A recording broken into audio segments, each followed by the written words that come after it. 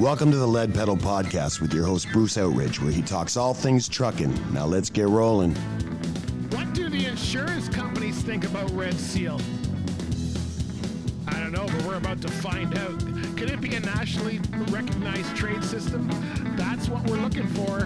Maybe it'll lower risk, maybe it'll improve training. It might even influence insurance costs. Oh my God. Well, let's find out. Anyway, we're at a recent PTTAC event for the Professional Truck Training Alliance of Canada, which is PTTAC, talking about Red Seal. That's what they're talking about. If you heard my event recap in the last episode, then you know kind of what went on throughout the event.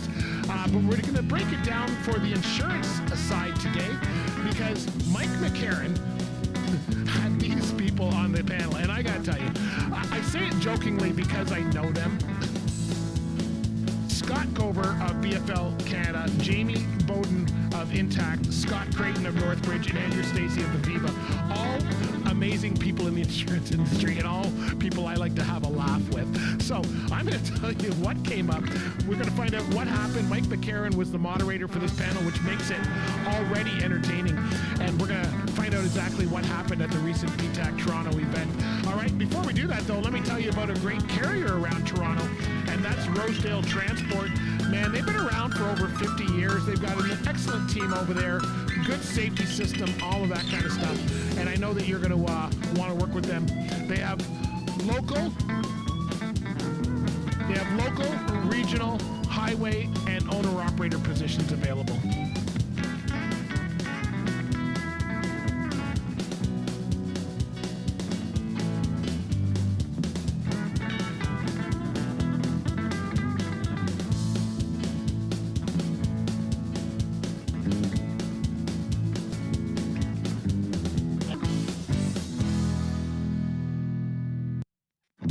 All right, so we had an interesting conversation. The insurance panel, moderated by Mike McCarron, better known as Ace, was in a perspective on Red Seal. And now I can't play the whole thing for you because, well, it's just wrong.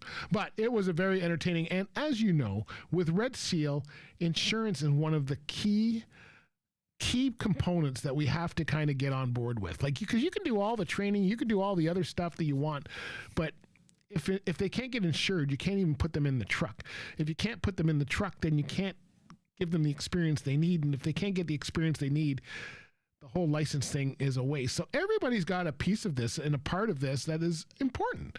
I think in the industry we get a lot about, well, it's the training guys aren't doing their job, or it's the carrier guys not doing their job, or it's the so-and-so not doing their job. Well, maybe not everybody's doing their job, but without the training component, the carriers can't use you. Without the other component, it all comes together. So it's how do we work this out so that there's and we've been talking about a stepping stone. This is one of my things that I really think are needed in the industry. This stepping stone of, we need to kind of get things going and get people on board. So that's where I see it sitting. So we're going to I'm going to give you a piece of the action today. We were in the room. This was an hour-long conversation. We're not going to do an hour-long conversation for you here, but I am going to share a little bit of a snippet from what happened for Red Seal there. And I think from an insurance standpoint, they were all saying basically the same thing, that it is good. They're supporting it. A lot of them cannot say much more than that, because really it's about the underwriters and all of that kind of stuff that goes on. And so they were doing things properly that way, but it was still an entertaining conversation. It's always good to hear what they have. And I can tell you, everybody on this board, Scott Gober, Jamie Bowden, Scott Creighton, and Andrew Stacey are all, not only I think all of them, if not all of them, almost all of them have been in the seat before as drivers, which is great because they know exactly what they're talking about. They've also been in the industry for a long time in the insurance game, so they understand how that is working. And they also are very well known in the industry and respected in the industry. Some of them are award-winning insurance people. They've won awards over the years for the dedication and the importance that they put into the industry. So we're not dealing with people who are new and don't understand the game, or these people, they know what they're talking about. Mike McCarron, same thing. Mike used to own Wheels Transportation. He's been in the industry for a long time. He's well respected in the industry. Has a flavorable opinion sometimes, but that's what we like about Mike the best anyway. And he's really on board with Red Seal. And if you get Mike on board with something, that's always a good sign, because he's kind of one of these people who goes, well, yeah, it'll work, but. And so to see him passionate about Red Seal, I think is a big step up to it, because he hasn't been a driver, but he's been in the industry his whole life and knows what, from a carrier standpoint, what is needed and what is not needed. And is now, he owns a logistics firm now. So he understands Left Lane Associates. So he understands how that works. So let's find out exactly what happened on this insurance, what they had to say about it, because I think they might have had some interesting conversations about that for sure. Hey, before we go though, if you own a carrier and you are looking for someone to help you out as far as with, maybe you want to get on board, you want to be better for 2026 than you've been in 2025. You're one of those people who actually want to improve the industry, not hurt the industry, then an audit is a perfect place to start. And you might want to start with Compliance Mentors. That's Mentors with a Z. They do all kinds of audits, from the ministry ones, and they can do audits on certain parts of your system. They can do a whole audit on your company. At least you'll know what you need to work on so that you can be the best of the best. As I keep telling people, I try to be part of the solution, not the problem. So hopefully that's the same for you. All right, let's hear what the insurance people had to say. Here we go.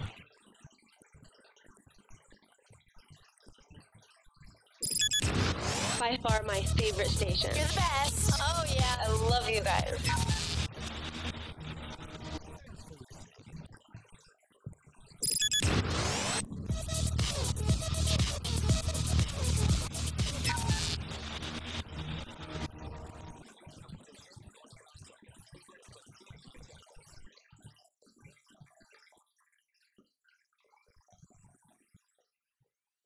With that said, I'm going to introduce Mike McCarron. We and friends know him as Ace. He is an industry titan and one of the best moderators and MCs you will take part in. He's been all across the country. Huge supporter of Red Seal. Huge supporter of doing things right in the industry. Ran an amazing carrier for a lot of years. We're lucky to have Mike here. Thanks, Mike McCarron. I really get excited. I've done a lot of work with PTTAC in the past. It's very exciting to me because this room gets it. And it's incredible to me, the conversations I've had with great friends and peers in the business that don't get it. And so I'm always encouraged by this group because I really feel it's incredible, the work that you've done so far. And, I've said it to many people. To me, everything else in this business is noise, just noise. Without Red Seal, nothing's going to change. Nothing's going to change. So I believe in it. I love what you're doing, and thanks for having me. I'm really excited to be working with this group of insurance experts because I know nothing about insurance. So this will be a great learning experience. And what I'm going to do, just to make it simple, I'm just going to have them self-introduce themselves and we'll get started, okay? Gentlemen, why don't you go ahead? Good morning. Thanks for having me and putting this together. It's Scott Colbert, BFL Canada. My role is National Transition Practice Leader. I've been in insurance 35 years. Took it in school, don't ask me why. I'm a Hamiltonian by trade, don't hold that against me. But pleasure to be here, and my background is long-haul trucking for the past 20 years. In the past 10 years, really have an affinity for analytics, telematics, and how we can change the insurance model with a usage-based insurance. And, I'll pass it on to Andrew here. Thanks, Scott. I'm Andrew Stacey. Go Flames Go, because I'm from Calgary. I just had to add that in, having Edmonton here with me today. I'm with Aviva Insurance. I've been there for the past 9 years, so I'm the fleet safety specialist. I'm national, so I look after all our complex risks across Canada, well across North America. And 36, we'll just leave it at 36, the beard says maybe different. 36 years in the trucking industry, started off as a driver, an instructor in Alberta, and then worked my way up into transportation safety, and I'm here today doing this. Pass it over to you. Thanks, Andrew. I'm My name is Scott Creighton. I am the National Director for Risk Services Commercial Solutions for Northbridge Insurance. So I oversee all the field staff that goes out and sees our lovely fleets that we insure. I've been with Northbridge 18 years now. Prior to that, I was 18 years at an oversized carrier as a driver, operations, and then safety and compliance, where I also was a DCP member or signing authority, I guess. And I say that because I'm also on my spare time, a captain with the Township of Brock Volunteer Fire Department. And again, because of that, I'm still a signing authority there, and I'm their driver trainer. So this is a very passionate thing for me when it comes to safety on the road and this getting better drivers and qualified on the road. So thank you. Thanks, Scott. I'm Jamie Baudouin, the Senior Risk Control Consultant for Intact Insurance. Similar to many of my co-panelists, I've been a driver. I've taught people how to drive. Been in the safety and compliance world. Now I look at risks. I help our clients kind of understand and just do better. And, you know, I've been passionate about road safety since I got into a truck. I know some of us have had that story of here's the keys and St. Louis is that way. That was kind of my trial by fire as a driver. And as soon as I kind of got into that, I knew my career trajectory would be in some sort of safety capacity. Awesome. Thank you, gentlemen. Look forward to working with you. Now you mean to ask this question to insurance people for years, because I remember when I had a fleet and we'd have Old Republic come into our fleet and they'd look at all the drivers and they'd say, this Mike McCarron's got to go. He's got too many demerit points. He's got to go. And my question is the insurance industry used to kind of protect us all. I'm trying to understand today, I'm going to start with you, Scott. How are all these non-compliant carriers getting insurance? I can't get an answer to that question. Like, there's so many clowns out there. Who's underwriting them? Yeah, so thanks, Mike. That wasn't the question we gave Mike, by the way. Yeah, I gave him a list of questions. I told him I probably won't answer those. So don't get too prepared. Yeah. So I'm not prepared. It's good you're on the hot seat. But you're fast on your feet because I've spoken before. Yeah, So I'll do the broker side, and straight up, it's the ostrich effect. No one's asking because no one probably doesn't want to know. And just like transportation, like driving schools, there's good brokers and there's bad brokers, unfortunately. And some of these bad brokers have teamed with, we'll call it naive capacity of insurance companies. But my straight answer there is I don't think the question is being asked. I think when loss control from insurance comes in, it may not be a deeper dive, but we're in a soft market right now. And we're very lucky because the economy is down, insurance rates are down, unlike our friends in the US, which is opposite. But I don't think the insurers are drilling down either. Kind of like the panel. Yeah, because you kind of didn't answer the question. A bit of a tap dance, pal. I did. That's why I'm passing on to the. Who wants to take a shot at that? Like, there's no recordings. No one's going to. Yeah, I'll take that all day long. Oh yeah, sorry. Yeah. Don't worry, guys. I got this one. Good. You're good. Facility association. Explain, please. So facility association exists. It's a necessary evil because, as we all know, auto insurance is compulsory in all jurisdictions across Canada. So there has to be some sort of market out there of last resort that has to accept these non-standard risks. So that's kind of where these folks are getting insurance. If they're really at the other end of the spectrum.